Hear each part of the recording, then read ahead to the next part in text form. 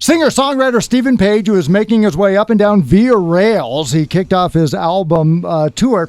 The album entitled Heal Thyself Part 1 Instinct in Ottawa. He makes his way west down here to Belleville. We're great to have him in the studio with Mark and Ingrid in the morning. Welcome. Thanks. Nice to be here. So, they call it whistle-stop tours. So literally you're doing that as you're, on the train, getting on and off all along? That's right. I'm just kind of like sleeping in any of the boxcars along the way. Or the train station, A hobo tour. Besides the fact you're traveling with a whole bunch of people, do you get spotted on the train? Do people see you and they stop, do the whole thing? You're like, oh, there's that guy again. But I've been playing, in the train stations, which is great because some people find out about it through social media and they show up and they're excited because they want to see me sing a few songs. And then there's people who are just there trying to travel and there's a guy yelling over their shoulder with a guitar. Right. That's right. Now, we say Stephen Page, formerly the Bare Naked Ladies. Is there ever going to be a point you think where we don't have that asterisk after your name, or are you okay with that? Well, it is true. I am formerly of the Bare Naked Ladies, so it is part of my my history. But of course, it'd be nice if it was just Stephen Page, and everybody knew who that was. But I know that I'm connected to that group, and that's great. I'm proud of that.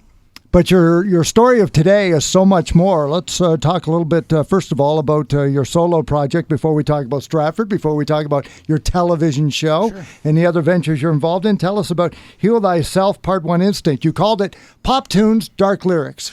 Yeah, it's kind of my thing in a lot of ways. It's what I've been doing for a long time. But it's an opportunity for me to explore a lot of different musical styles and work with different musicians. Most of this record was done with the band The Odds from Vancouver as my backing band. They're great friends of mine for a long time and musicians I've really admired. So being able to work with people like them and write in a whole variety of styles, really based on what I've grown up listening to. You've been very open about battling depression. Has that come out in this new album? Sure, yeah. It's it's been a part of the music I've written all the way back from, say, songs like Brian Wilson. But I think since I've been a little more out about it, it becomes a little more obvious in the writing. And the first single from the record, Surprise, Surprise, it was certainly about trying to battle that and come out on the other side to find the light between the cracks. So important, too, drawing awareness, letting other people know it's okay to talk about. It's not something that's taboo anymore. Right. It's pretty easy to feel alone or like you're weak or you've done something bad by feeling that way. And I think the more people who speak out about it and talk about their own coping mechanisms and the kinds of support they get from people around them, I think the better it's going to be. Yeah, and equally important, Clara Hughes was in talking about that. Not only can you cope, you can succeed. You can do great things. Sure. Clara's amazing. And I know for most of us, it's always a work in progress. It's not something like all of a sudden you're healed and you're fixed. You have to work at it to kind of stay well, just like an athlete has to work at staying healthy and staying fit. Okay, Stephen Page joins us. You teased us with the first single, Surprise, Surprise, and what it's about. Is that the first song you wrote for the album, or where did it come from? It's one of the earliest songs I wrote for the record. Yeah, I wrote it with Craig Northey when we were touring together maybe about 3 or 4 years ago, which is right when I started making this record. It took me a while to get the whole thing done, but it's early in the journey. Yeah. So you're here, you're going to play something for us off that album? Sure, I'll play Surprise, Surprise for you right now. Great. Surprise, surprise, I understand your shock at getting wise. I was feeling shame, you were feeling stupid. I knew what was wrong with me long before you did. I knew what was wrong with me long before you did. I spent my whole adult life worrying that the world would find me out before too long. I faint, I fail, my vision starts blurring. So just stay strong or get strong. Surprise, surprise, look into these never-loving eyes. You were feeling safe while I was feeling lonely. I thought that you had known me, but I wish that you would only know just what was wrong with me long before you did. A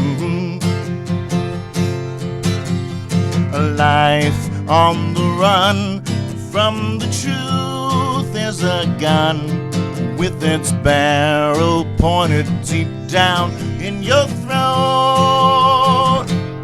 And One day you'll say enough of this self-defeating stuff. One false move, that's all she wrote.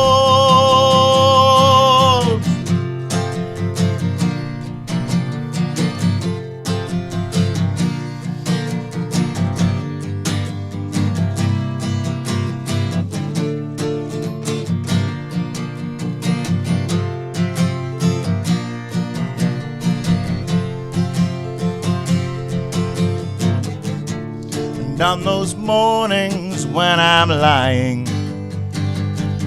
in our bed alone and realize I'm old, my mind begins to wish that I was flying, but it's not my mind, it's my soul. Surprise, surprise, I understand your shock at getting wise. I was feeling shame, you were feeling stupid. I knew what was wrong with me long before you did. I knew what was wrong with me long before you did. Long before you did. Long before you did. Long before you did, yeah. Long before you did. Distinctive voice and talent of Stephen Page with Mark and Ingrid in the morning. First single from his latest album, Heal Myself Part 1, Instinct. It has that quintessential Stephen Page sound and the play on words with the lyrics. Well, thank you. That's actually the greatest compliment, is for someone to say, hey, it sounds like you. That's yeah. feels great. Thank you. Now, you've been going, as we mentioned, to the train stations and just getting out in public. In a world where everything is so viral, is it nice just to get out in front of real people and show them what you got? Totally. It's also a little bit nerve-wracking sometimes because it's pretty easy to hide behind, your YouTube and Instagram and whatever else and kind of present what you want to present at that time. When you're actually out there in front of people, you're kind of vulnerable, but it's pretty nice to also feel like there's connection between people when you're out playing together. Your career spans everything from probably starting with tapes, and you work your way up to social media and the whole thing. Back when you started, can you imagine where things are now? Is it easier to be a singer-songwriter, or is it harder? I don't know if it's easier or harder. I think that when Bare Naked Ladies started, so much of our success depended on word of mouth, and that's really what social media is people telling each other about stuff that excites them. So we would, play a club, and then the next week we'd play the club, and there'd be twice as many people, and then twice as many again. But I think now there is so much, there's a lot of competition out there, not just from other musicians, but from other media, video games and Netflix and whatever else, that it's hard to stand out sometimes, but there are a lot more opportunities to play music, which is a wonderful thing. We were talking about things going viral, and one of the videos I saw was you singing Hallelujah at Jack Layton's state funeral. Right. Is that the toughest gig you've ever had to do? Yeah, that was pretty darn tough. That was I was really honored to be asked to do it. I was asked by his family, and apparently he had kind of made all the plans in advance of what he had wanted to happen at his funeral. I think long before they knew it was going to be a state funeral. But to stand there on that stage with his family right in front of me and his body right next to me on stage was really intense, and I really felt like I owed it to them to do the best job possible. And I was really glad that. And we're going to hand you Hallelujah. Yeah, and not the easiest song to go out there. Yeah, that's been done so wonderfully by people like Jeff Buckley and Katie Lang and so on over the years. It's like not really a place to compete. It's just all you want to do is just serve the song and serve the moment as best you can. Yeah, I guess I'm always interested too as a songwriter that you are of today, writing an album. Who today influences you? Because everybody continues to be influenced, right? Don't say Katy Perry. It'll just ruin it for me if you say Katy Perry. So I have nothing against Katy Perry. No. I don't listen to her stuff enough to know. But I would say that, I still go back to the stuff I grew up with, and that Beatles is the number one. You can hear that through a lot of my music, and both their music and the solo music they did, especially in the early 70s, are a big part of what I've listened to. But then there are contemporary artists like Conor Oberst from Bright Eyes, and Will Sheff from Ockerville River, and John K. Sampson from the Weaker Thans, who I think are really top-notch songwriters and kind of make me try to step up my game as best I can. So if we found an iPod with that on it, I'd know it's yours and have to give it back? Yeah, it's either mine or my kids. Yeah. You talk about your kids. I mean, it's got to be hard being out on the road. Is that one of the toughest things of being a musician? Yeah, being away from home is hard. And, as the older you get, I think in a certain way it's more difficult. My kids grew up with me being on the road a lot when they were little. And they're older and more independent now, but I kind of get into...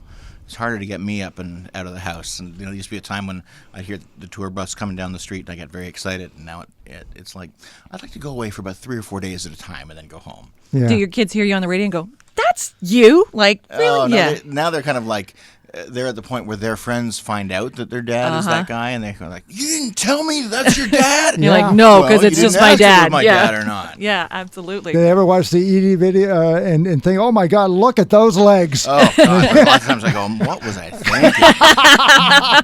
Well, this new album's a chance for do-over, right? It's a different Stephen You Page. can never erase the past. No, That's right. especially Speaking of not. a different Stephen Page. Let's talk about when Antonio Cimarelli must have given you a call at the Stratford Festival and said, we'd like you to start composing some stuff. This is the second year, and you're doing Macbeth this year. How does that process of songwriting go? It's actually over the years. This is now number 6 that I've done for them, and I did Hamlet last year, Macbeth this year, and it's I love it. It's a great kind of collaboration between the actors and the creative team, which is myself doing the music, but then there's also a sound designer and a lighting designer and the director of the play, and it's a lot of work, because really what you're doing when you're scoring for a dramatic play is you're really just providing some mood and some setting, but you don't want to step on the actors' lines. You have to give them lots of space to do what they do, and really just your job is, rather than being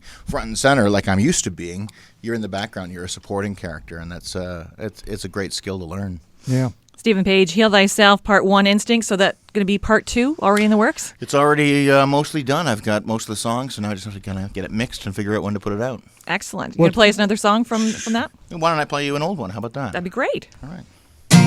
Broke into the old apartment. This is where we used to live. Broken glass, broken hungry, broken hearts and broken bones. This is where we used to live. Why did you paint the walls? Why did you clean the floor? Why did you plaster over the hole I punched in the door? This is where we used to live. Why did you keep the mousetrap? Why did you keep the dish rack? These things used to be mine. I guess they still are. I want them back. Broke into the old apartment, 42 stairs from the street. Crooked landing, crooked landlord, narrow laneway filled with crooks. This is where we used to live. Why did they pave the lawn? Why did they change the lock? Why did I have to break it? I only came here to talk. This is where we used to live. How is the neighbor downstairs? How is her temper this year? I turned up your TV and stomped on the floor just for fun. I know we don't live here anymore. We bought an old house on Danforth. She loves me and her body keeps me warm, and I'm happy there, but this is where we used to live. I broke into the old apartment. I turned the phone out of the wall. Only memories, fading memories, blending into dull tableau. Well, I want them back. I want them back. This is where we